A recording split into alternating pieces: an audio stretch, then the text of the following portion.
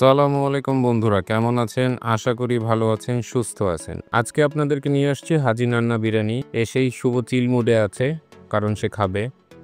তো হাজি নান্না বিরিয়ানি বেসিক্যালি ৪১ নং বেচারাম দেউরিতে অবস্থিত। অনেকেই জানেন না, আমিও নামটা চিনতাম না বেচারাম দেউরি আসলে কোথায়।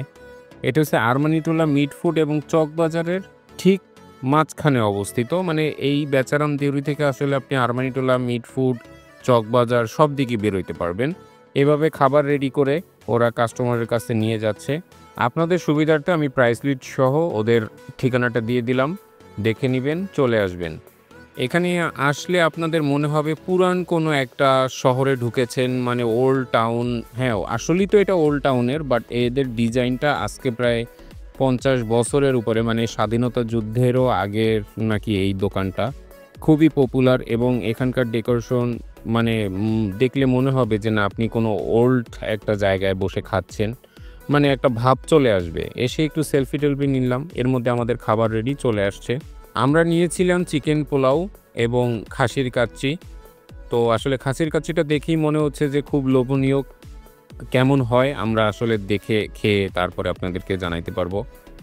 এখানে খাসির কাচ্চির মাংসটা এত নরম ছিল, মানে মনে হচ্ছে যে এখনই খেয়ে ফেলি, আর আমার রাইস লাগবে না, মাংসটাই খেয়ে ফেলি। তো যাই হোক, আমি যখন খাওয়া শুরু করলাম, আমার মুখে যখন আসলে খাসির কাচ্চিটা দেওয়ার চেষ্টা করলাম, মানে আমি তো আর ওয়েট করতে পারতেছিলাম না। আমি যখন মুখে দিলাম, আমার কাছে মনে হলো যে এই খাসির কাচ্চিটা আমি খেয়েছিলাম হায়দ্রাবাদে, ইন্ডিয়াতে। হায়দ্রাবাদে ওরা যে মশলাটা ইউজ করে, ঠিক সেই মশলাটার ফ্লেভার এখানে আমি পেয়েছি। মানে আমরা সচরাচর যে বাংলাদেশে খাইতে পছন্দ করি যে অ্যাজ ইউজুয়াল খাসির কাচ্চি খাইলাম, বেশি মশলা না, বাট এই ফ্লেভারটা আপনি এখানে পাবেন না। এই হয়েছে আমাদের হাজি নান্না সাহেব, এই যে কালো টুপিওয়ালা, এবং তার পাশে হয়েছে তার ছেলে বাবুল মিয়া।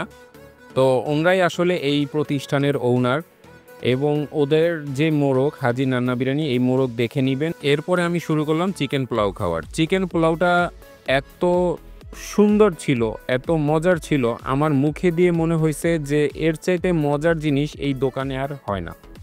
অস্থির টাইপের মজার একটা চিকেন পোলাও।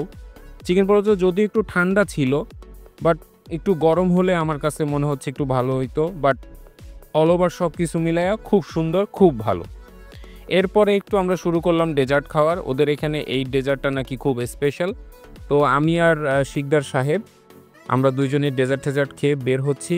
যেতে যেতে আপনাদেরকে ঠিকানাটা বলে দেই। এটা হয়েছে ৪১ নং বেচারাম দেউরি। যাই হোক, আমি আগেই বলেছিলাম আরমানিটোলা মিট ফুড এবং চকবাজারের ঠিক মিডলে আসলেই আপনারা পেয়ে যাবেন, এবং এই বেচারাম দেউরি মোড়েই হাজি নান্না বিরিয়ানি অবস্থিত। খাবার দাওয়ার পরে আমি আর শিকদার সাহেব সাধারণত একটু চা খাই। তো চা খাবো বলে আমরা আপন কফি হাউসে চলে আসলাম, যেটা খিলগাঁওতে অবস্থিত।